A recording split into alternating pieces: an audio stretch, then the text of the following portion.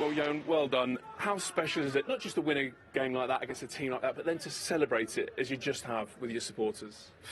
Crazy, crazy. We know Liverpool is the one of the best team in the world. So if you want to beat them, you have to be 200%. So I hope the fans enjoyed it, but we worked so hard, and it's because we together, we stay together, and that's why we have this result. Does it feel like you're living through just an incredible journey, an incredible story, and we don't know yet where it's going to end? You keep getting better. Yes, because now we know how the Premier League goes, so now we have to be humble, stay humble, and just to be together because we know how Premier League goes. But it's a good journey so far, so if you want to keep this, we have to keep working so very hard. So do you want to talk us through your first half? You thought you'd scored, you hadn't. You thought you scored, you hadn't. You didn't think you'd scored, and it was given. Yes. It's crazy. I scored a trick today, but we have to just keep the mind on because just it happened like this. So I scored twice offside, and after the third one comes, so we have to be every time switch on, so it's good. So what are the emotions like when you think you've scored, ruled out, so it sucks the life out of you? How do you find it in yourself to go again and put yourself in the area to score again? Especially the second one was a bit hard because I expect like after I score, but just like this, it's happened in the game, it's happened every game, so now it's VR, we can't lie, but it's good because after this we just everyone keep going forward, so it's good. I'm happy. I scored one goal. You like Liverpool as well. Big goal against them last year, I seem to remember. Yes.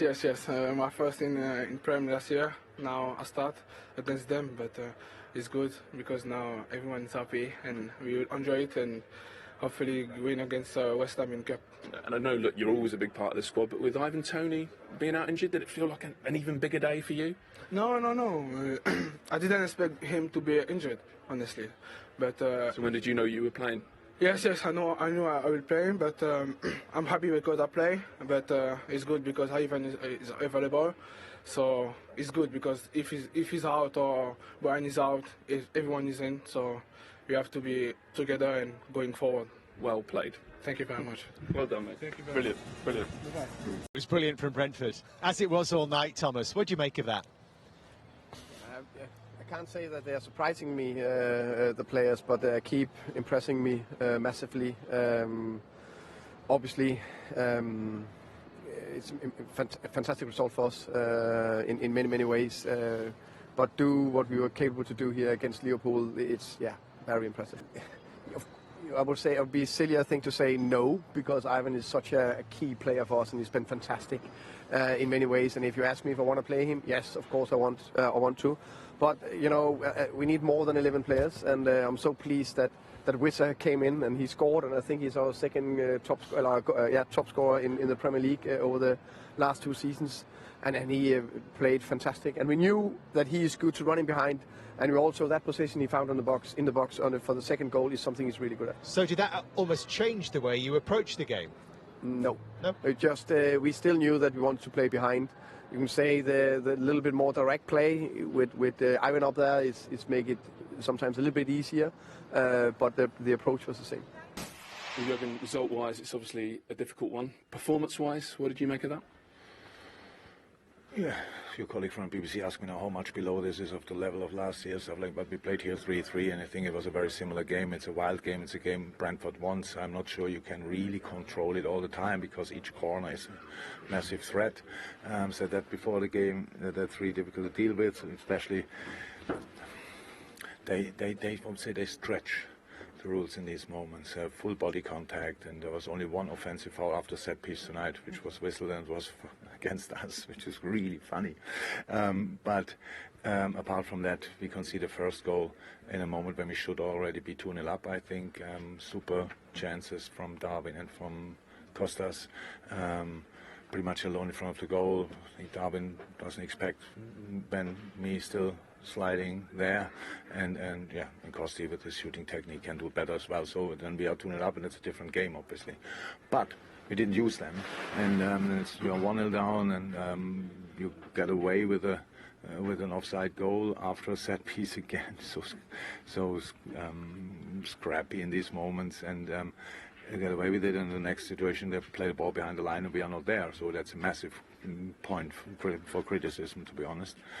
They scored the second goal. We got to come out of half-time, obviously understood that what we had to do again, because in the first half, always when we had runs in behind, we were directly really dangerous. Not only the chances we had, other moments as well. Chip from Thiago for Oxlade-Chamberlain, for example. If he can control the ball a bit more, he's alone in front of the goal. We had these moments quite frequently. In second half, we knew we need to have that again and again. Score the first goal, slightly offside. Score then the first goal. So a really good moment. Could have happened pretty much everything. But then we cannot really push it through. And I said a couple of times now, it was more the game they wanted than the game we wanted. They could dictate it because of the game, of the way how it got whistled and how the situations were. You cannot avoid all set pieces, and each set piece is a real threat. We have to accept that, but of course we have to be much more clear in the situations when we are in control of the game, and we couldn't do that tonight. I think back to your interview before the match, you warned about set pieces, you warned about the direct play and the runs in mind. You knew exactly what you were facing today, obviously.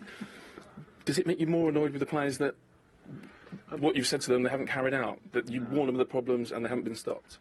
Of course, I'm not happy with the way we exactly have to watch it back and back again, because the two corners where they scored with, one was offside or whatever it was, and the other one, of course, we don't behave perfectly. But how I said, they stretch the rules in these moments. They're really pushing, they're really holding and everything, and the refs. That's obviously what you can do, and that's why it's really difficult. Yes, I wish we would have done better there. I think now the third goal is I have no clue. You can only not whistle a foul in that situation when you never were in a full sprint and get a push in the back, because then you lose control and you go down. And Stuart Atwell thought it's not a foul, and VR hides behind the phrase, it's not clear and obvious. I think the other way around, if he whistles a foul, the VAR would never say no, there was no foul, or whatever, or there was a foul. It's just not, these are the situations. He has to explain that if somebody would ask him. But again, then we lose 2-1 because we don't score another goal. But of course it changed, and again 10 minutes before the end or something like that, or 16 with extra time. That changed, of course, the mindset and the mood. So with the 2-1, I would have wished to see the last 10-15 minutes, but was not given tonight, and we have to accept that.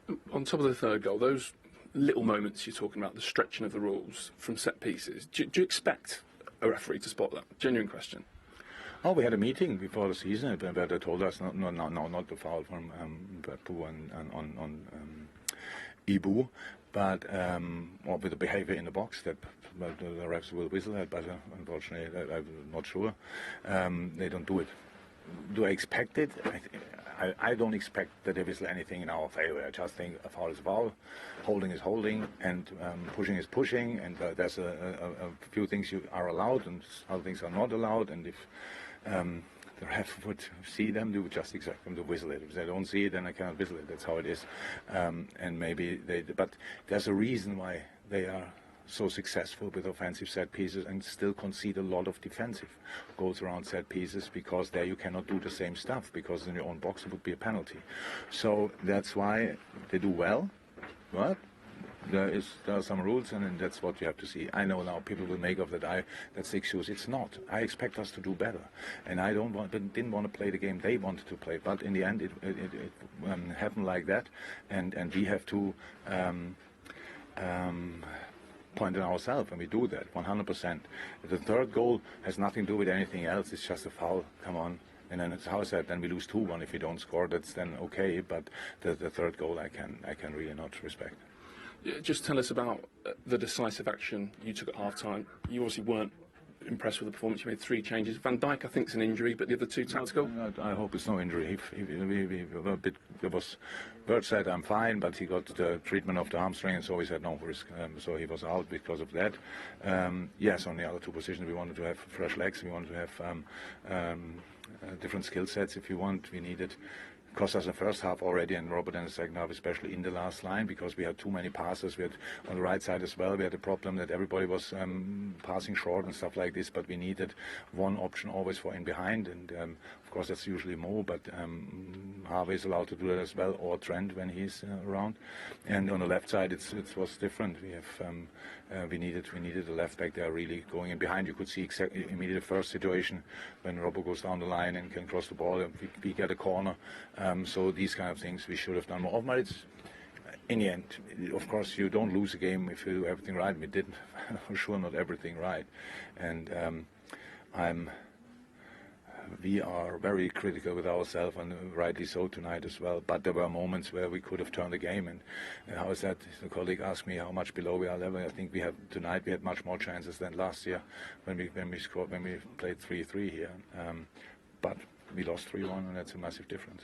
Thank you. But Thank you for watching. Don't forget to subscribe and smash the like button.